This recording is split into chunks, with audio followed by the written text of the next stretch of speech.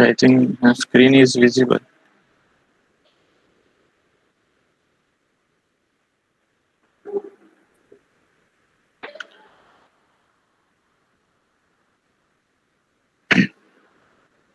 Okay, so कल के lecture में हम लोगों ने देखा था वर्चुअल लैन.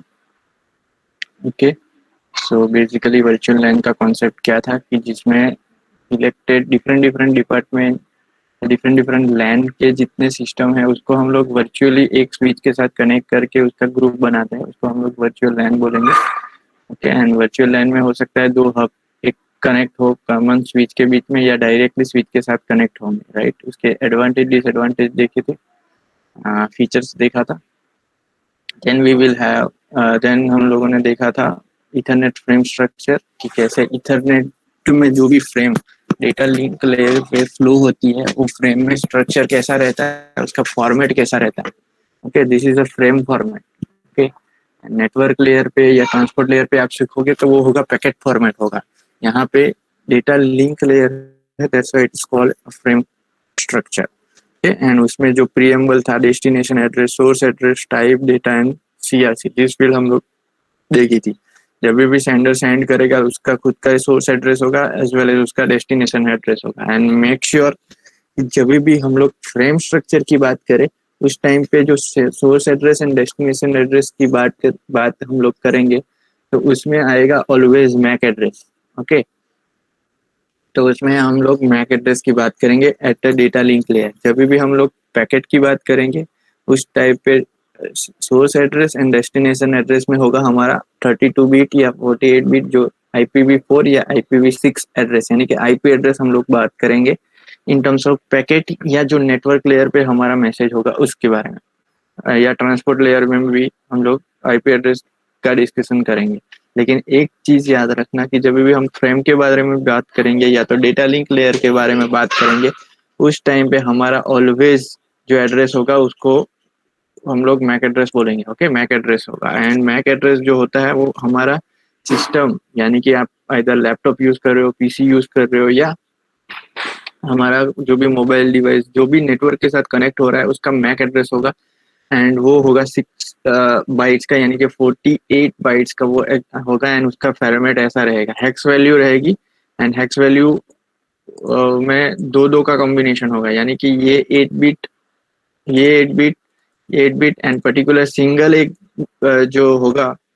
ओके, टोटल वो 4 बिट का होगा and combination 8 byte and total वो 48 बाइट का होगा. एंड जब भी आप मैक एड्रेस देखोगे तो उसमें ये ऐसा फॉर्मेट रहेगा. ओके, 6 बाइट का आपका मैक एड्रेस रहेगा.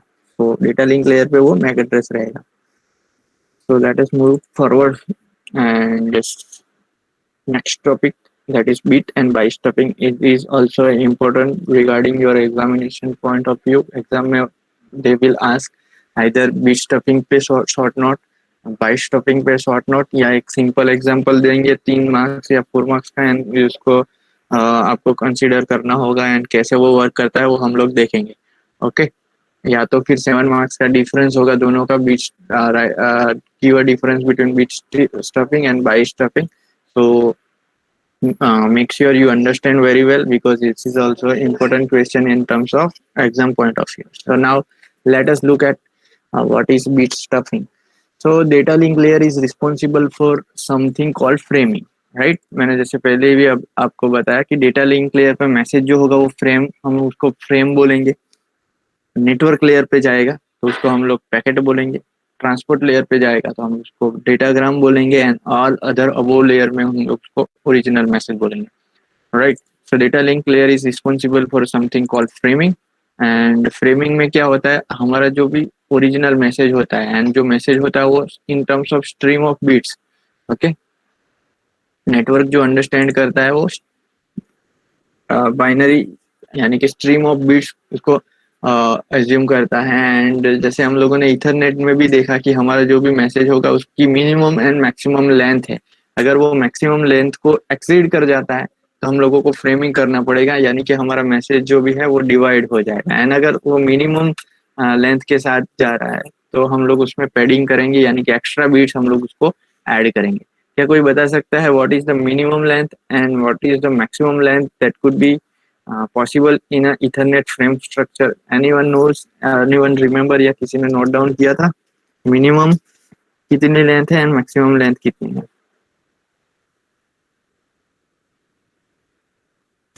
Minimum 45. Yes, and maximum 1500. 1500, right? Minimum is 46, little bit 46 bytes, and maximum is 1500 bytes. So whenever you have less than 46 bytes in your frame, in your message, you need to pad, yeah, or you can say stuffing. And whenever it is exceeding this 1500 bytes, then we need to break down the message, so we can call it framing. So data link layer is responsible for something called framing, which is a division of stream of bits from the network layer into manageable units. It's also called as frames. And frame could be a fixed size or variable size, right? Ethernet में ही हम लोगों ने देखा कि data में हम लोग variable in the sense आप 46 में से लेके 1500 से कोई भी लेंथ आप ले सकते हो। एंड कुछ कुछ ऐसे भी प्रोटोकॉल होते हैं अदर देन इथरनेट कि जहाँ पे फिक्स साइज की होनी चाहिए। In a variable size framing, we need to way to define end of the frame and the beginning of the next frame. तो अब जैसे हम लोग ने इथरनेट पे फ्रेम स्ट्रक्चर में देखा कि डेटा एक चीज है एंड यहाँ पे प्रीएम्बल हम लोग यूज कर रहे हैं, as well as extra control information भी है, जैसे कि डेस्टिनेशन एड्रेस, सोर्स एड्रेस, इसकी टाइप, टीआरसी, वो सारी चीजें हम लोग एड ऑन कर रहे हैं। तो रिसीवर जब भी वो रिसीव करेगा उसको कैसे पता चलेगा कि एक्चुअल डेटा कहाँ से स्टार्ट हो रहा है या तो एक्चुअल फ्रेम कहाँ से स्टार्ट हो रही है? तो उसके लिए यहाँ पे एक स्पेशल प्रोटोकॉल हम लोग यूज करने वाले हैं। ओके, कि जहाँ पे आप जैसे हम लोग कॉल में भी बात करते हैं कि पहले जैसे स्टार्ट होता है तो हेलो से स्टार्ट करते हैं, जैसे एंड करना है तो बेसिकली बाय या ऐसे कुछ वर्ड इन जनरल हम लोग डेली लाइफ में भी यूज करते हैं, रियल लाइफ में भी यूज करते हैं। तो वैसा ही है कि जब भी हम लोग कम्युनिकेशन के लिए सेंडर एंड रिसीवर फ्रेम को सेंड करेगा, मैसेज की कम्युनिकेशन होगी, तो उसमें एक वे होना चाहिए ताकि पता चले रिसीवर को कि यहाँ से हमारा फ्रेम स्टार्ट हो रहा है एंड यहाँ से हमारा फ्रेम कंप्लीट हो रहा है, यानी कि एंड हो रहा है। तो उसके लिए एक बीट ओरिएंटेड प्रोटोकॉल है जिसको हम लोग बोलेंगे कि वहां पे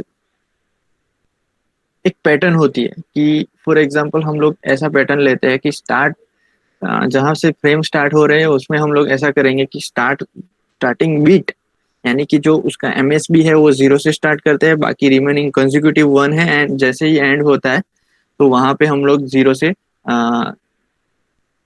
डिनोट करते हैं इसको। फॉर एग्जांपल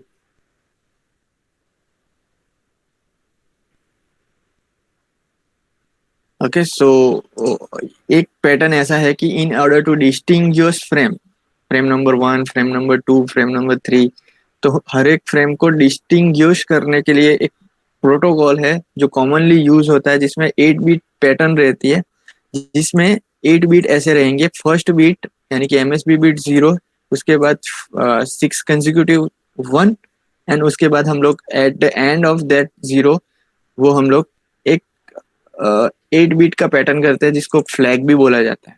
ओके, तो जो भी फ्लैग बीट है वो मतलब not bit, it is byte, and it is byte is nothing but combination of bits, and उसका जो फिक्स पैटर्न है वो 8 बीट लेंथ का रहेगा। एंड ये जो है हमारा बिगिनिंग एंड द एंड सब फ्रेम के बिगिनिंग में भी रहेगा एंड सब फ्रेम के एंड में भी रहेगा, ताकि हम लोग आइडेंटिफाई कर सके कि यस फर्स्ट फ्रेम आ गया, उसके बाद नेक्स्ट फ्रेम ये है, उसके बाद थर्ड फ्रेम ये है, जितनी भी फ्रेम है हमारे लेंथ में तो हम उसको कंसिडर कर सकते हैं। हियर ऑल्सो कोज, अब यहाँ पे एक प्रॉब्लम क्या होगा कि जैसे एक सिंपल वाला मैं एग्जांपल ले रहा हूँ।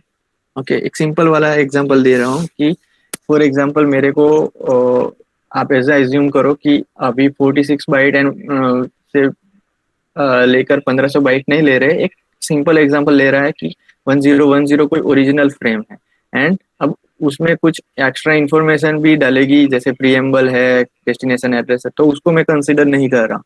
लेकिन यहाँ पे कहने का मतलब ये है कि जो प्रोटोकॉल डिफाइन हुआ है उसमें हम लोगों ने क्या आइडेंटिफाई किया है कि जब भी हमारा पूरा का पूरा फ्रेम स्टार्ट होगा उसके पहले एक फ्लैग बाइट, ओके, 8 बीट का लेंथ स्टार्ट हो रहा है एंड एट द एंड उसके बाद दूसरा भी स्टार्ट हो रहा है। तो उसको हम लोग यहाँ पे अगेन फ्रेम 2 में स्टार्टिंग ऑफ द फ्रेम ये 8 बीट ले रहे हैं, उसके बाद उसका कोई जो भी कंट्रोल इन्फॉर्मेशन है, फिर ओरिजिनल फ्रेम आ रही है, ओरिजिनल डेटा आ रहा है, फिर उसका आ रहा है टेलर सीआरसी वगैरह जो भी ऐड करना चाहते हैं वो ऐड कर दिया। उसके बाद ये तो यहाँ पे 2 फ्रेम मैं सेंड कर रहा हूँ, दोनों को अलग कलर दे देते हैं। तो this is my first frame, उसको लेट्स से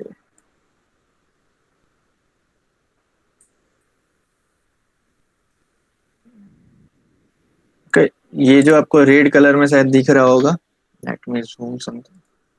तो ये जो रेड कलर में वो फर्स्ट फ्रेम है एंड दूसरा कोई दूसरा कलर ले लेते हैं, ब्लू कलर ले लेते हैं लेट्स से। तो यहाँ पे दूसरा फ्रेम जो ब्लू कलर में, तो यहाँ पे 2 फ्रेम सेंड हो रही है। अभी इतना एज्यूम करो कि मेरा जो लेंथ है वो 4 बीट का ही है फ्रेम ओरिजिनल, उसके आगे पीछे कंट्रोल इन्फॉर्मेशन जो एक्सेस करके दिखाया हुआ। तो हर यहाँ पे क्या होगा, एक प्रोटोकॉल डिफाइन हुआ है जिसमें ये बताया गया है कि जब भी आपका मैसेज का फ्रेम फ्रेम सेंड होना स्टार्ट होगा उसमें 8 बीट हम लोग अपेंड करेंगे first and at the means at the beginning as well as at the end of that frame, and their pattern is common, that is called as 8 bit length, and it has initially MSB and LSB is 0, otherwise all consecutive 1 are added. So same pattern will be follow all for the all the frames, frame 1 के लिए भी है, frame 2 के लिए भी है, जितनी भी फ्रेम होगी उसके लिए ये होगा। अब प्रॉब्लम क्या है यहाँ पे, what could be the possible problem here, it cause the problem of appearance of the flag bit in a data part. अगर हो सकता है कि मेरे यहाँ पे एग्जांपल लिया है कि ये 8 बीट का लेट्स से 4 बीट बिट का ओरिजिनल 4 बिट्स का ओरिजिनल मैसेज है। अब मैं उसको 8 बीट बना देता हूँ, यहाँ पे 111 है,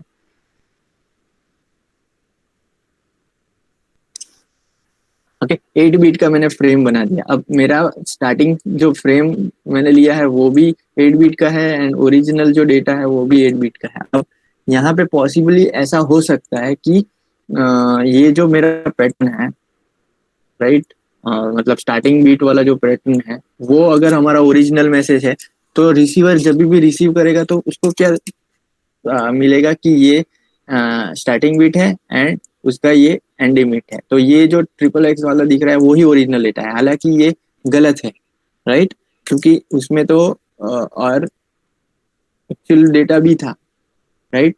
तो उसको वो इग्नोर कर देगा एंड ये ऐसा एज्यूम कर देगा कि यहाँ पे एड यहाँ पे वो ऐसा एज्यूम कर देगा कि एंड ऑफ द डेटा है। दूसरा एक एग्जांपल ले लेते हैं ताकि आपको फिर से याद है। अभी मैं सिर्फ एक फ्रेम के लिए ही देखा है। सो लेट्स से यहाँ पे मैंने अभी एज्यूम किया था कि 8 बीट का देखा था, let's assume that again 12 bit का ओरिजिनल डेटा है। उसको मैं ब्लू कर देता हूँ कि जो ब्लू कलर का आपको दिख रहा है, राइट, ब्लू कलर का जो आपको दिख रहा है, अगर आपको थोड़ा अगर स्क्रीन पे छोटा दिख रहा है तो प्लीज उसको जूम कर दीजिए। तो अभी मेरा जो ओरिजिनल डेटा है लेट्स से 12 बिट्स का है। अब मेरा and starting of the frame कितना था, 8 बिट है एंड एंडिंग भी 8 बिट का मैं सेंडर साइड से सेंड कर रहा हूँ। लेकिन रिसीवर क्या करेगा, उसको चेक करेगा, एग्जामाइन करेगा, यस ये उसको रिसीव हो रहा है, दैट मीन्स व्हाट, ये स्टार्ट ऑफ द फ्रेम है। उसके बाद उसका control information and original message में उसको जैसे ही फर्स्ट 8 बिट मिलता है वो ऐसा एज्यूम कर देगा कि ये मेरा एंड ऑफ फ्रेम है। हालांकि अभी और 4 बीट्स उसने रिजेक्ट कर लिए, रिजेक्ट नहीं बोल सकते बट ओमिट कर दिए, हम लोग बोल सकते हैं उसको ओमिट कर दिया, बिकॉज उसको क्या लगा कि ये जो बीट पैटर्न जो थी वो मेरे ओरिजिनल फ्रेम में भी आ रही है, ओरिजिनल डेटा में भी आ रही है, बट उसने रिसीवर को पता है कि मेरा जो स्टार्ट ऑफ द फ्रेम है एंड द एंड जो फ्रेम है वो सेम है एंड दोनों कंपैरिजन करेंगे एंड दोनों ऐड हो रहे हैं, मतलब दोनों सेम हो रहे हैं। तो वो क्या करेगा, बाकी सारे बीट्स को निग्लेक्ट कर देगा। तो ये जो है ऐसा प्रॉब्लम हो सकता है जब भी हम लोग ऐसी पैटर्न रखेंगे टू डिफाइन करने के लिए कि ये मेरा स्टार्ट ऑफ द फ्रेम है एंड दिस इज मेरा एंड ऑफ द फ्रेम है। तो ये प्रॉब्लम हो सकते हैं। सबको पता चल रहा है क्या क्या हो रहा है यहाँ पे? ओरिजिनल मैसेज मेरा था 12 बिट्स का, लेकिन ओरिजिनल मैसेज में जो start of the frame and and of the frame हम लोगों ने 8 बिट का डिफाइन किया था, उसमें क्या हो रहा है कि वो भी मेरा पार्ट ऑफ ओरिजिनल मैसेज में आ रहा है। So that's why receiver side पे जब भी वो चेक हो रहा है तो उसको क्या लगेगा कि this is the end of the frame, और बाकी के 4 बिट है वो यहाँ पे निगलेक्ट हो जाएंगे। ओके, सो उसको मैं कैसे रिमूव करूँ? तो उसके लिए जो नया प्रोटोकॉल बनाया है जिसको हम लोग बीट स्टफिंग करेंगे। एंड बीट स्टफिंग में क्या होता है एक बार फिर से देख लेते हैं। Here it caused the problem of the appearance of the flag in the data part to deal with this an extra bit added। तो यहाँ पे उस प्रॉब्लम को जो मैंने बताया कि जैसे वो एज्यूम कर रहा है रिसीवर कि मेरा सक्सेसफुली फ्रेम रिसीव हो चुका है, लेकिन ओरिजिनल में प्रॉब्लम है, तो उसको एलिमिनेट करने के लिए हम लोग एक एक्स्ट्रा बीट ऐड करेंगे जिसको हम लोग बीट स्टफिंग बोलेंगे। And this method is called like beat stuffing। In a beat stuffing, if 0 and 5 consecutive beats are encountered, an extra 0 is added। यहाँ पे लिख देता हूँ after 5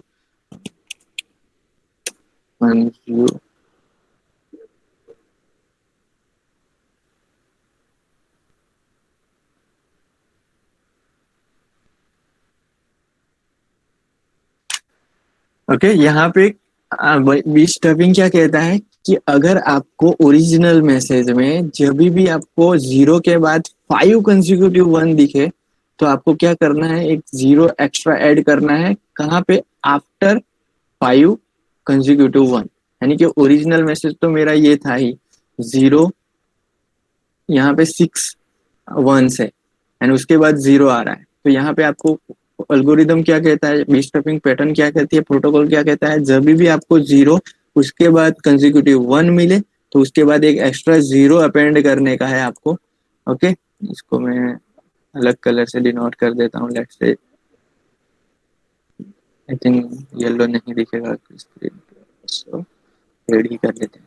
तो एल्गोरिदम क्या कहता है कि जैसे ही ओरिजिनल मैसेज में 0 आए उसके बाद 5 कंसेक्यूटिव, यहाँ पे याद रखिएगा कि जो हम लोगों ने डिस्टिंग्विश फ्रेम जो मतलब जो फ्रेम रखी थी स्टार्ट एंड एंड के लिए, उसमें 6 कंसेक्यूटिव 1 है।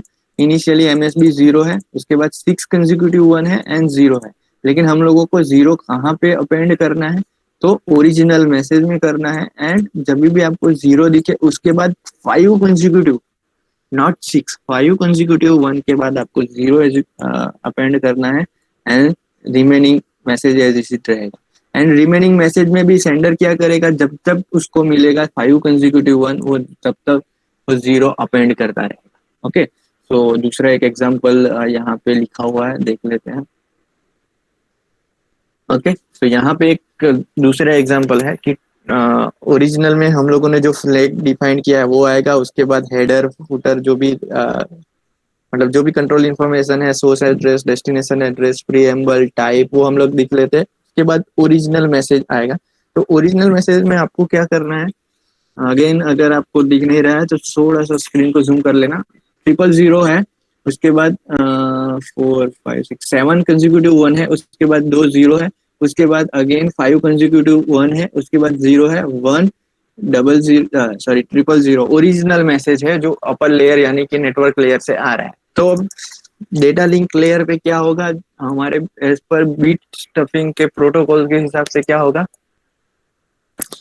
बीट स्टफिंग के प्रोटोकॉल के हिसाब से क्या होगा, हम लोगों को क्या करना है, जैसे ही ओरिजिनल मैसेज में ये फ्लैग तो वही रहेगा जो 0 के बाद कंसेक्यूटिव 1 एंड उसके बाद 0 रखना है, हेडर एज इट इज रहेगा। लेकिन क्या करेगा सेंडर, क्या करेगा ओरिजिनल मैसेज में देखेगा कि उसको 5 कंसेक्यूटिव 1 मिल रहा है। यस, यहाँ पे टोटल कंसेक्यूटिव 1 7 है। तो क्या करना है हम लोगों को, जैसे ही हम लोगों को 5 कंसेक्यूटिव 1 मिलता है उसके बाद एक 0 यहाँ पे जहाँ पे मेरा कर्सर है वहां पे उन लोगों ने क्या मतलब प्रोटोकॉल क्या कहता है, हम लोगों ने एक 0 ऐड किया, उसके बाद 2 0, टोटल 7 कंसेक्यूटिव 1 थे तो 5 कंसेक्यूटिव 1 के बाद 0 पुट कर दिया, उसके बाद 1 1 रख दिया, उसके बाद 0 0 रख दिया, जो ओरिजिनल है, फिर से मेरा 5 कंसेक्यूटिव 1 आ रहा है, तो मैं क्या करूंगा, 5 कंसेक्यूटिव 1 के बाद ऑल्सो एक जीरो अपेंड किया हुआ है यहाँ पे। I have means as per the protocol after 5 consecutive 1 I have to insert an extra zero। So यहाँ पे आप देख सकते हो this is original message, so after 5 consecutive 1 I have inserted zero, and then जो ओरिजिनल मैसेज में जो zero था वो तो एज इट इज रहेगा, and remaining bits will be as it is. Now, what to do at the receiver side? At the receiver side, as per the protocol, receiver will do what? Receiver node remove the extra added zero. वो receiver side हम लोगों को algorithm कैसा बनाना है? At the receiver side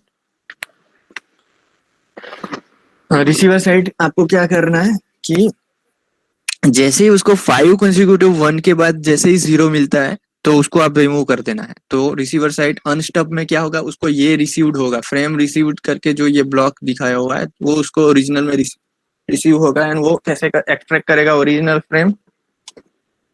तो original frame extract करने में आप देख सकते हो कि जो ये है, ये जो ब्लॉक बनाया हुआ है यहाँ पे आप देख सकते हो, जैसे ही 5 कंसेक्यूटिव 1 आता है, स्टब मैसेज जो था, जो फ्रेम रिसीव हुई थी उसमें जीरो था, लेकिन हम लोगों को रिसीवर साइड क्या करना है, वो जीरो को रिमूव कर देना है। उसके बाद डबल वन जो था वो आज गया, फिर से अगर वो चेक करेगा कि क्या 5 कंसेक्यूटिव 1 के बाद जीरो है, यस है, तो उसको रिमूव कर दो। तो यहाँ पे ओरिजिनल में डबल जीरो था, लेकिन यहाँ पर कैसे रिसीवर साइड 5 कंसेक्यूटिव 1 मिलता है, हम लोगों ने जीरो रिमूव कर दिया, एंड बाकी की रिमेनिंग एज इट इज रहेंगी। तो आर यू गेटिंग? ये पता चला, because this is important. 4 marks में या 7 मार्क्स में this question will be asked कि whether write a short note of bit stuffing. Okay, एक बार फिर से रिपीट कर देता हूँ, एंड नीचे मैंने आई थिंक यहाँ पे दिया हुआ फिर से एक बार देख लेते हैं। तो कहने का कॉन्सेप्ट ये है कि in a data link layer we are doing a framing, right. Original message जो भी अपर लेयर से रिसीव होता है उसमें हम लोग फ्रेमिंग करते हैं, एंड फ्रेमिंग के लिए बेसिकली इथरनेट में आप use frame format, as per the frame format of the ethernet you can use variable size as well as fix size. now in a basically we are going with a variable size in which minimum length is 46 byte and maximum length is 1500, यानी कि 1500 bytes you can take। now how to denote receiver को कैसे पता चलेगा कि how can receiver can be identified that this is the end of first frame, or you have successfully received first frame, second frame is successfully received। तो एक protocol है जिसमें उन लोगों ने क्या किया है, एक बीट का पैटर्न रखा है जिसको हम लोग फ्लैग बोलेंगे, and this flag having 8 bit in which MSB and LSB are 0, remaining are consecutive 1। या तो ऐसा बोल सकते हो starting with 0 then consecutive 6 consecutive ones 6 time and then 0 again। so basically basic idea ये कहता है कि जब भी आप सेंड करोगे डेटा तो एट द बिगिनिंग में ये 8 बिट का डेटा डालोगे आप, 8 बिट का। उसके बाद ओरिजिनल मैसेज, हेडर, फुटर, वो सारी चीजें आ जाएगी, सॉरी हेडर आ जाएगा, उसके बाद ओरिजिनल मैसेज रहेगा, एंड उसके बाद टेलर जो भी इंफॉर्मेशन है सीआरसी वगैरह वो भी डालोगे, एंड देन एंड में भी आपको फ्लैग डालना। तो ये फ्लैग डालने की प्रोसीजर है। लेकिन यहाँ पे जैसे ही आप फ्लैग डालोगे at the starting and the beginning, तो एक प्रॉब्लम यहाँ पे ये आ सकता है कि क्या अगर फ्लैग ओरिजिनल मैसेज का पार्ट होगा तो क्या होगा। तो ओरिजिनल मैसेज का पार्ट होगा तो रिसीवर जैसे ही वो एक बार स्टार्ट का फ्रेम, मतलब ये बीट रिकॉग्नाइज करके जैसे ही उसको ओरिजिनल फ्रेम में फिर से अगर वही पैटर्न मिला ओरिजिनल पार्ट में, तो वो ऐसा एज्यूम कर देगा कि this is the end of flag, but original में हो सकता है कि आपका कुछ डेटा लॉस हो जाए। तो ये ओवरकम करने के लिए एक मेथड डेवलप की है जिसको हम लोग बोलेंगे bit stuffing. And bit stuffing में अकॉर्डिंग टू द प्रोटोकॉल ऐसा करना है कि जब भी आपको 0 एंड उसके बाद 5 कंसेक्यूटिव 1 दिखता है, ओके, जैसे ही आपको 5 कंसेक्यूटिव 1 दिखता है आपको क्या करना है, एक एक्स्ट्रा 0 अपेंड करना है after 5 consecutive 1, okay, not before, after 5 consecutive 1, यानी कि 6th जो आपका बीट होगा वो 0 होना चाहिए। एंड रिसीवर साइड में उसका क्या करना है, जैसे ही रिसीवर साइड में आपको 0 और उसके बाद कंजिक्यूटिव 5 1 मिलते हैं, तो आपको वो एक्स्ट्रा जो 0 ऐड किया था वो रिमूव करना है। तो ये प्रोसीजर है। ओके, अगेन एग्जांपल लिखा हुआ है कि यहाँ पे डबल 1 आया, उसके बाद 0 1, यहाँ पे 0 है एंड उसके बाद 5 कंजिक्यूटिव 1 आता है। तो बीट सीक्वेंस जब भी आप बीट स्टफिंग अप्लाई करो तो आपको एक 0 ऐड कर दिया, फिर उसके बाद ओरिजिनल 0 था वो मैंने एज इट इज रखा है, फिर जैसे जितने भी आ रहे हैं वो एज इट इज रखो। यहाँ पे आप देख सकते हो 0 के बाद टोटल 6 1 है। तो आपको क्या करना है, जैसे ही 5 कंजिक्यूटिव 1 आता है उसके बाद आपने 0 इंसर्ट कर देना। तो यहाँ पे मैंने 0 इंसर्ट किया है, उसके बाद ये जो 1 था वो एज इट इज रहा, यानी 6th वाला जो 1 था वो यहाँ पे आ गया। उसके बाद रिमेनिंग जितने बीट है वो एज इट इज। उसके बाद आप यहाँ पे देख सकते हो कि जैसे 0 आया है, यहाँ पे आप 0 के बाद टोटल 7 कंजिक्यूटिव 1 देख सकते हो। तो आपको क्या करना है, 5 कंजिक्यूटिव 1 के बाद 0 अपेंड कर देना। ओके, तो यहाँ पे आप देख सकते हो ओरिजिनल जो बीट सीक्वेंस थी, ओरिजिनल जो फ्रेम फॉर्मेट मतलब फ्रेम थी, उसमें 3 times you can observe that there are more than 5 consecutive 1, यानी कि 6 या 7 कंजिक्यूटिव 1 आप देख सकते हो, या तो 5 कंजिक्यूटिव 1 आप देख सकते हो। तो आपको क्या करना है, जैसे ही आपको 0 एंड उसके बाद 5 कंजिक्यूटिव 1 मिलता है तो आपको 0 अपेंड करना है। सबको पता चला? तो यस और नो, सबको पता चला यहाँ पे? Yes, sir. Okay, so beat stuffing technique does not ensure that send data is intact at the receiver side. ये सिर्फ एक कहने का मतलब है एक सिंक्रोनाइजेशन के लिए यूज होता है। ये ऐसा एंश्योर नहीं करता कि जो भी सक्सेसफुली डेटा हुआ है, मतलब रिसीव हुआ है रिसीवर साइड, वो करप्ट नहीं हुआ है, उसमें कोई भी एरर नहीं। जो हम लोगों ने टेक्निक देखी थी पैरिटी वाली, वीआरसी सीआरसी चेकसम, वो ऐसा नहीं इंश्योर करता। ये जो बीट स्टफिंग है वो ऐसा इंश्योर नहीं करता कि आपका जो भी मैसेज रिसीव हुआ है उसमें एक भी बीट चेंज नहीं हुआ। ये जस्ट एक पैटर्न है टू आइडेंटिफाई के आपका जो भी फ्रेम हुआ आया है वो फ्रेम को सेपरेट करने के लिए ये यूज होता है। Okay, so this bit stuffing technique does not ensure that the sent data is intact at the receiver side. That means not corrupted by the transmission error. वो ऐसा चेक नहीं करता, एरर चेक करने के लिए ये नहीं है, जस्ट ये सिंक्रोनाइजेशन के लिए ये यूज होता है। It is merely a way to ensure that the transmission start and the correct places. Okay, ये सिर्फ इंश्योर करने के लिए है कि जो भी फ्रेम हो रहा है इसका स्टार्ट क्या है एंड क्या है, उसके लिए। तो यहाँ पे after 5 consecutive 1 0 bit is stopped and stop bit are mark, यहाँ पे मैंने रेड किया हुआ है, so that is stop bits are marked as red. Now next is byte stuffing. अब उसमें क्या होगा, तो ये भी दूसरी सिंक्रोनाइजेशन करने के लिए दूसरी टेक्निक है। The second framing solve the problem of resynchronize by having each frame start and with a special byte. A flag byte is used to separate frame as both starting and ending delimited as in shown in figure. In this way, if the receiver ever loses synchronization, it can just search for a flag byte to find the end of the current frame. Bit stuffing में क्या हो रहा था, हम लोग 5 consecutive 1 के बाद 0 रख रहे हैं। अब यहाँ पे क्या है, डायरेक्टली फिगर में ही हम लोग एक्सप्लेन कर देते हैं। तो यहाँ पे ए एंड बी जो है वो हेडर एंड टेलर है, एंड यहाँ पे फ्लैग यहाँ पे रखा हुआ है। एंड हो सकता है कि ए एंड बी कोई मैसेज भी हो सकता है, कोई वो भी हो सकता है, लेकिन कहने का मीनिंग ये है कि अगर आपका ओरिजिनल मैसेज में अगर आपका फ्लैग रिपीट हो रहा है तो आपको क्या करना है, उसके आगे अभी अभी तक हम लोगों ने क्या किया, 5 कंसेक्यूटिव 1 के बाद 0 अपेंड किया था। यहाँ पे एक बाइट अपेंड करना है स्पेसिफिक 8 बीट का, जिसको हम लोग एस्केप कैरेक्टर बोलेंगे, ESC, एंड वो कोई भी हो सकता है, लेकिन उसकी लेंथ 8 बीट की होनी चाहिए। प्रीवियस केस में हम लोग सिंगल एक बीट अपेंड कर रहे थे, यानी कि 5 कंसेक्यूटिव 1 के बाद हम लोग 0 अपेंड कर रहे थे। यहाँ पे अपेंड करना है आपको एक byte, and that byte is called at escape. क्योंकि हो सकता है कि फ्लैग जो है वो आपके ओरिजिनल डेटा में भी आए, तो यहाँ पे प्रीवियस केस में हम लोग बीट स्टफ करते थे, इसका मीनिंग बाइट है, उसका नेम बाइट स्टफिंग है, तो यहाँ पे हम लोग बाइट करेंगे।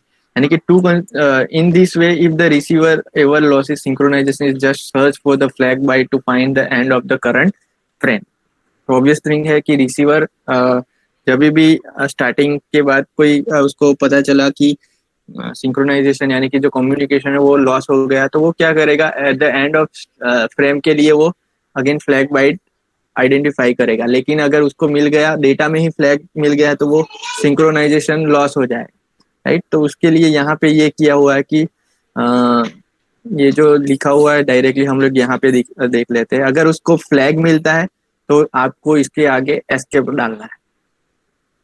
ओके, अगर आपका जो एस्केप कैरेक्टर है वो अगर ओरिजिनल मैसेज में आ रहा है तो आपको 2 टाइम एस्केप डालना है। अगर आपको प्रिंटफ में याद हो /0 /n वो सारे यूज करते हैं, लेकिन अगर जब भी आपको प्रिंटफ में स्लैश भी प्रिंट करवाना है तो आप क्या करते हो, डबल स्लैश करते हो, राइट। अगर आप किसी ने प्रैक्टिस किया होगा तो पता होगा कि जब भी आप स्लैश प्रिंट करवाना चाहते हो प्रिंट ऐप में तो आप डबल स्लैश यूज करते हो। तो यहाँ पे भी वैसा ही है, अगर आपको एस्केप कैरेक्टर जो भी बाइट है एस्केप, वो अगर ओरिजिनल मैसेज में आ रहा है तो सेंडर क्या करेगा, एक एक्स्ट्रा दूसरा भी एस्केप डालेगा, ताकि रिसीवर को पता चलेगा कि एक जो फर्स्ट एस्केप आ रहा है वो ओरिजिनल मैसेज होगा, या तो जो फर्स्ट आ रहा है वो उसके बाद भी अगर एस्केप कैरेक्टर करना है तो एक वो रिमूव करके आगे चला जाएगा।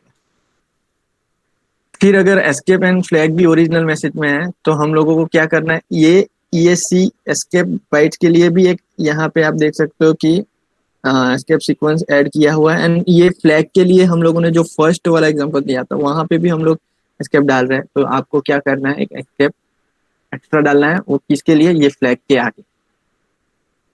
Okay, and fourth possibility that escape 2 बार अगर हम लोग कंजिक्यूटिव हमारे ओरिजिनल मैसेज में बाइट आ रहा है तो हम लोगों को क्या करना है, इसके लिए भी एक डालना है, यानी फर्स्ट एस्केप के लिए भी एक एस्केप डाला है, एंड ये एस्केप सीक्वेंस जो है वो इसके लिए भी डाला है। टोटल 4 हो जाएंगे। एक बार फिर से रिपीट कर लेता हूँ। फ्लैग बाइट आ रहा है तो उसके आगे एस्केप डालना है। ये स्टैंडर्ड प्रोटोकॉल बोलता है कि जब भी आप बाइट स्टफिंग करो तो उस टाइम पे बाइट स्टफिंग के टाइम पे आपको क्या करना है, अगर फ्लैग बाइट आता है तो उसके आगे आपको एस्केप बाइट डालना है। अगर एस्केप बाइट ओरिजिनल मैसेज में आता है तो आपको क्या डालना है, आपको क्या डालना है, एस्केप। हर एक के लिए आपका जो बाइट स्टफिंग है वो ESC जो फॉर्मेट है वही ऐड होगा। लेकिन अगर फ्लैग आ रहा है तो उसके आगे भी एस्केप डालो, अगर एस्केप आ रहा है तो उसके आगे भी एस्केप डालो। मतलब एस्केप एंड फ्लैग दोनों आ रहे हैं तो पहले एस्केप के आगे एस्केप डालना है, एंड ये फ्लैग आ रहा है तो उसके आगे भी एस्केप डालना है। ओके, फिर this fourth possibility that fourth possibility कौन सी है, फोर्थ पॉसिबिलिटी ये कहती है कि एस्केप एस्केप 2 बार आए तो आपको क्या करना है, तो 2 का 4 हो जाएगा। यानी कि हम लोग हर एक बार बाई स्टफिंग एस्केप से का कर रहे हैं तो वो यहाँ पे ऐड होगा। ये पता चला? Yes, yes. Okay, so this is a very important question, bit stuffing and byte stuffing. Bit stuffing में क्या होगा कि फ्लैग बीट हम लोग स्टार्टिंग एंड एंडिंग के लिए यूज कर रहे हैं, तो हो सकता है प्रॉब्लम कि जब भी हमारा ओरिजिनल डेटा में फ्लैग बीट आए तो क्या करना है, तो उसका सॉल्यूशन बीट स्टफिंग में सिंगल एक बीट एग्जीक्यूट ऐड करना है हम लोगों को, एंड वो हम लोग कहाँ पे अपेंड करेंगे, आफ्टर 5 कंसेक्यूटिव वन। तो this is the bit stuffing. तो यहाँ पे उसका disadvantage, I think I forget, disadvantage of bit stuffing is the code rate is unpredictable. कि कितनी लेंथ है वेरिएबल में वो अनप्रिडिक्टेबल है, so it depend on the data being transferred, कितना बिट है उस पर डिपेंड करेगा। एंड यहाँ पे बाइट स्टफिंग में क्या करेंगे, हम लोग एक स्पेशल बाइट ऐड करेंगे जिसको हम लोग बोलते हैं escape sequence, ESC escape byte. And जब भी आपको इधर फ्लैग दिखे या इधर एस्केप सीक्वेंस दिखे तो उसके फ्रंट में आपको ये बाइट सॉरी अपेंड करना। Okay, now next is I think सबको क्लियर हो गया होगा bit stuffing and byte stuffing.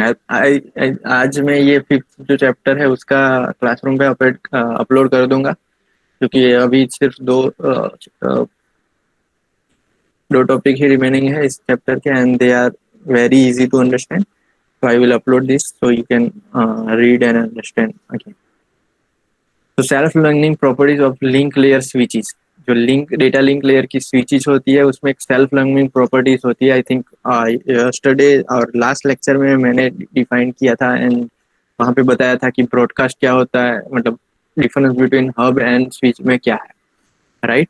तो एक स्विच जो होती है उसका एक बहुत ही टर्मेंडस कह सकते हैं उसका फीचर ये है कि switch has a wonderful property that it's table is built automatically. जितने भी नोड उसके साथ कनेक्ट होते हैं उसमें वो एक टेबल मेंटेन करके रखा है, राइट। मैंने उस दिन भी आपको बताया था। उसके बाद टेबल होता है, and this table is actually dynamically, यानी कि जैसे जैसे वो कनेक्ट करता है जिस नोड के साथ उसकी इंफॉर्मेशन वो टेबल में रखता है, and that table is subject to change at with respect to time. so that's why we can say that ये जो टेबल होगा वो डायनेमिक टेबल होगा, एंड ऑटोनोमियसली वो स्विच खुद करेगा। किसी प्रोग्रामर या एडमिनिस्ट्रेटर या कोई भी कॉन्फ़िगरेशन की जरूरत नहीं पड़ेगी, स्विच ऑटोमेटिकली ये करेगा without any intervention from the network admin or from a configuration protocol. In other words, switch are self-learning, right? क्या आपके पास ये फीचर है, आपके पास ये प्रॉपर्टी है सेल्फ लर्निंग की? मोस्ट ऑफ द स्टूडेंट बोलेंगे नहीं, लेकिन you need to develop a self learning properties like a switch, right. जो भी टॉपिक होता है उसके उसके मतलब रिलेटेड कुछ सर्च करो, खुद सीखोगे तो आपको ज़्यादा आइडिया आएंगे, because in 1 hour lecture means particular topic को इन डेप्थ लेके जाना मोस्टली फैकल्टी का के लिए पॉसिबल नहीं होता है। तो यहाँ पे स्विच की जो सेल्फ लर्निंग प्रॉपर्टी है वो आप खुद को भी डेवलप करेंगे तो बहुत ही अच्छा रहेगा, right, for your better future. So कहने का मीनिंग ये है कि सेल्फ लर्निंग प्रॉपर्टी है स्विच के पास, उसके पास एक टेबल रहता है जो automatically autonomously and dynamically create होता है। वो कैसे होता है? तो this capabilities accomplish as follow. The switch table is initially empty. जैसे आप स्विच ऑन करोगे उसके पास कोई भी टेबल नहीं होगा, एंड वो table dynamic table, rather I will say it's a dynamic table, initially empty होगा। For each incoming frame receive on a interface the switch store in its table। अब उसमें कौन कौन सी फील्ड वो ऐड करेगा एक एग्जांपल के साथ भी हम लोग देखेंगे। तो the MAC address in the frame source address, अब मैंने जैसे हम लोगों ने प्रीवियस केस में देखा था frame format of the Ethernet, तो वहां पे मैक एड्रेस रहता है। तो कोई भी फ्रेम आती है तो वहां से वो सोर्स का जो भी एड्रेस है, मैक एड्रेस है, वो स्टोर कर देगा। पहला the interface from which the frame arrive, interface यानी कि कौन कौन से नेटवर्क से आ रहा है, कौन से गेटवे से आ रहा है, वो गेटवे का एड्रेस भी वो स्टेयर कर देगा, and including the current time, वो टाइम भी स्टोर कर देगा। ओके, तो यहाँ पे आप देख सकते हो, तो एड्रेस वो स्टोर करेगा मैक एड्रेस।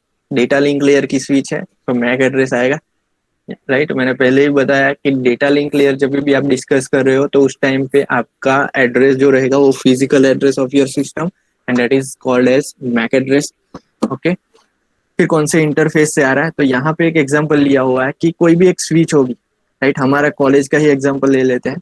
तो हमारा कॉलेज में एक गेटवे रखा हुआ है, गेटवे स्विच है, जहाँ पे हर एक डिपार्टमेंट की एक या तो हर एक लैब की एक स्विच वहाँ पे कनेक्टेड रखी है। तो यहाँ पे electrical engineering, computer science, computer engineering, ये बुक का ही फिगर है। So that's why computer science and computer engineering 2 बार है। अगर हम लोग खुद का डिजाइन करते हैं तो यहाँ पे डिपार्टमेंट आप अलग बता सकते हो। सो इंटरफेस 1 जो है वो इलेक्ट्रिकल के लिए रखा हुआ है in figure. Interface 2 is for computer science, यानी कि यहाँ पे भी इंडिविजुअली आप स्विच देख सकते हो, या आइदर स्विच होगी या हब होगी। ओके, फिर थर्ड कंप्यूटर इंजीनियरिंग डिपार्टमेंट के लिए रखा है। 4 मेल सर्वर रखा हुआ है। काफी सारी कंपनीज या कॉलेज में मेल सर्वर होता है। फिर वेब सर्वर भी होता है जहाँ पे बहुत सारी फाइल्स या आपके लिए फाइल मटेरियल अपलोड करते हैं, सिलेबस अपलोड करते हैं, उसके लिए असाइनमेंट कोई देना है, जैसा हम लोग अभी क्लासरूम यूज कर रहे हैं, तो क्लासरूम में हम लोग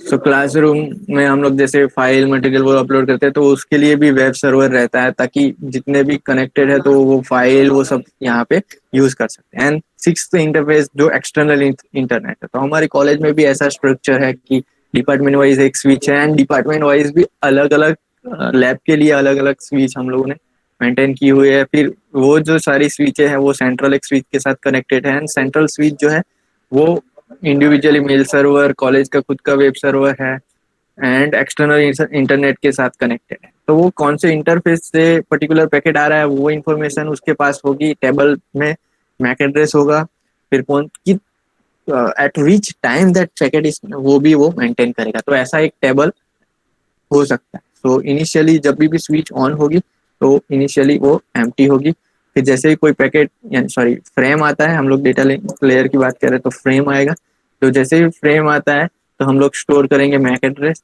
फिर उसका कौन से इंटरफेस से आ रही है वो भी स्टोर करेंगे, फिर करंट टाइम स्टोर करेंगे। In this manner the switch record in its table LAN segment on which the sender reside.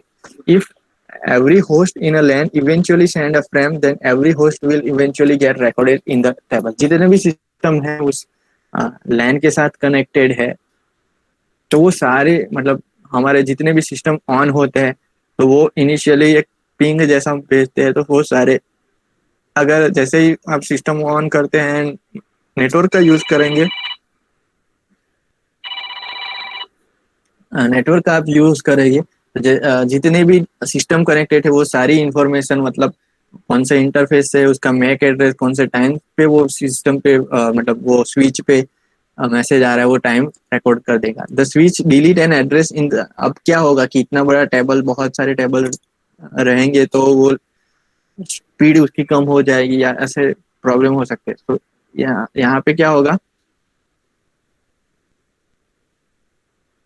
the switch delete an address in the table if no frame has are arrived with the address as a source address after some period of time. इसको हम लोग ageing time बोलेंगे। Switch का ageing time क्या होता है कि for example हम लोग टाइम रखेंगे कि फॉर एग्जांपल 30 मिनट तक पर्टिकुलर सिस्टम का टेबल का इंफॉर्मेशन है, यानी कि उसका मैक एड्रेस इंटरफेस और वो सारी इंफॉर्मेशन अगर वहाँ पे टेबल में है, लेकिन 30 मिनट तक कोई भी इंफॉर्मेशन या कोई भी फ्रेम उसके लिए आती नहीं है, तो वो फ्रेम से निकल जाएगी, मतलब टेबल से निकल जाएगी, राइट। जैसे कैश मेमोरी वर्क करता है, आई थिंक कैश मेमोरी के बारे में सबको पता होगा कि कैसे वर्क करता है, राइट। तो यहाँ पे ऐसा ही है, टेबल में से इंफॉर्मेशन आफ्टर सम टाइम निकल जाएगी, जिसको हम लोग एजिंग टाइम बोलेंगे। तो यहाँ पे एक एग्जांपल लिया हुआ कि in this manner if a PC is replaced by another PC.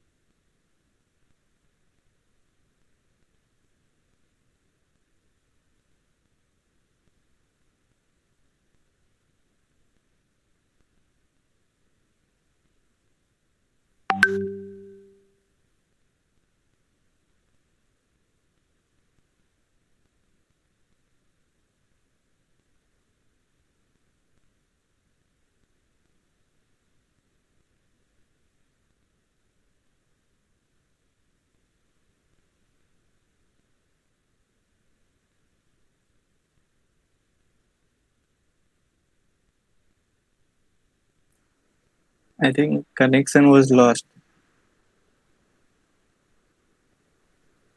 क्या बता सकता है कहाँ से लॉस्ट हुआ था? Am I audible? Yes, sir. If a PC is replaced by others. Yes. ये एग्जांपल वाला हो गया, न्यू पीसी ऐड होना है वो। Yes, sir. ओके सो यहाँ पे एक जस्ट एक एग्जांपल दिया हुआ है कि 939 पे कोई नया फ्रेम आता है जिसका सोर्स एड्रेस यानी कि मैक एड्रेस ये है, एंड उसका फ्रेम मतलब ये इंटरफेस से आ रहा है एंड कोई नया पीसी है, तो वो जस्ट उसकी एंट्री हो जाएगी। Okay, and suppose that this address is not available in a switch table, then the switch add a new entry to this table. And कैसे एजिंग टाइम कैसे डिफाइन होता है, तो वो यहाँ पे डिस्कस किया हुआ है कि continuing with this same example, suppose that the ageing time for the switch is 60 minute, यहाँ पे 60 मिनट एज्यूम किया है, एंड पहले यहाँ पे कोई एक इंटरफेस 1 से ये मैक एड्रेस से 932 पे कोई फ्रेम आई थी, तो हम लोगों ने क्या एजिंग टाइम 60 मिनट डाला हुआ है। तो अगर वो उसी सिस्टम से कोई भी फ्रेम नहीं आता है टिल 60 मिनट यानी कि 1032 तक, तो ageing after ageing time, so continuing with this example, suppose that the aging time for this switch is 60 minutes and no frame with the source address this arrive to the switch between 932 and 1032, then at 1032 the switch remove this address from this table। तो कहने का meaning ये है कि just ageing time जो भी आप decide करते हो या तो जो भी स्विच का एजिंग टाइम होता है उस टाइम के बीच में, मतलब जब भी फर्स्ट एंट्री आई उसके बाद एजिंग टाइम तक कोई भी एंट्री नहीं आती, तो क्या करेगा, स्विच सेल्फ लर्नर है, ऑटोमेटिकली वो मेंटेन कर रहा है, डायनेमिक टेबल वो बना रहा है, तो आफ्टर एजिंग टाइम वो क्या करेगा, वो एंट्री को रिमूव कर देगा। Okay, so this is all about self learning property of the link layer switch. Okay, and the last topic is address resolution protocol. तो वो सेम ऊपर जैसा ही है, लेकिन इसमें क्या है, address resolution protocol why it is used. तो address resolution protocol ARP protocol याद रखना, for mapping an internet protocol address to a physical machine address that is recognised in the local network. तो कोई भी IP एड्रेस होगा उसको physical address में map करने के लिए लोकल एड्रेस में, उसके लिए हम लोग ARP यूज करेंगे। And for example, in IPv4, most common level IP use in today is 32 bit long। IPv4 use हम लोग करते हैं, IP वर्जन 4, जिसका bit length I think network layer में आप लोगों ने बहुत सारे सम भी किए होंगे, जिसमें उसकी बीट लेंथ 32 बिट्स होती है। In Ethernet local area network, in Ethernet LAN address for the attached device are 48 bit long, right. Data link layer पे हम लोग सिर्फ मैक एड्रेस को मैक एड्रेस ही कंसिडर करते हैं, IP एड्रेस कंसिडर नहीं करते हैं। तो अगर ऊपर के लेयर नेटवर्क लेयर से कोई डेटा लिंक लेयर पे आ रहा है तो उसको मैक एड्रेस कन्वर्ट करना पड़ता है, राइट। जैसे स्विच में हम लोगों ने यहाँ पे एड्रेस मैक एड्रेस लिया हुआ है, लेकिन जब भी ऊपर के लेयर से, अगर आपको OSI लेयर याद है, तो नेटवर्क लेयर से डेटा लिंक लेयर पर डेटा आएगा, तो वहां पे क्या होगा, उसको पता नहीं होगा फ्रेम जो रिसीव हो रही है उसमें IP एड्रेस होगा। तो वो IP एड्रेस को मैक एड्रेस में कन्वर्ट करने के लिए एक टेबल यूज होता है, या तो हम लोग बोल सकते हैं एक प्रोटोकॉल यूज होता है, जिसको हम लोग बोलेंगे ARP protocol, address resolution protocol. Okay, in a Ethernet local area network, address for attached device are 80 bits long. The physical machine address और physical address, जिसको हम लोग medium access control या तो MAC address बोलते हैं। A table usually called ARP cache. Okay, ARP cache table का नाम है। It is used to maintain a correlation between MAC address and its corresponding IP address. So ARP protocol provide the rules for making the correlation and providing address conversion in both direction. Both direction means अगर आप लोग network layer से data link layer पे data transfer कर रहे हो तो आप लोग कन्वर्ट करेंगे IP एड्रेस को मैक एड्रेस पर, एंड द रिसीवर साइड पे क्या होगा, डेटा लिंक लेयर से डेटा जाएगा नेटवर्क लेयर पे। सो यहाँ पे क्या होगा, MAC address to IP address में जाएगा, जिसको हम बोलेंगे रिवर्स एड्रेस रिजोल्यूशन प्रोटोकॉल या तो RARP। अब ये वर्क कैसे करता है कि व्हेन इनकमिंग पैकेट, ओके, यहाँ पे पैकेट डिनोट किया है, पैकेट का मीनिंग ये है कि डेटा हमारा आ रहा है नेटवर्क लेयर से। When an incoming packet destined for the host machine or a particular local area network arrive at a gateway, the gateway asks ARP program to find a physical host or MAC address that matches the IP address. जिसका भी IP address है मतलब उसका MAC address में convert करने के लिए बोलेगा जैसे ही गेटवे पे कोई मैसेज आएगा ताकि वो फॉरवर्ड कर सके. Okay, the ARP protocol look in the ARP cache and it find the address, right?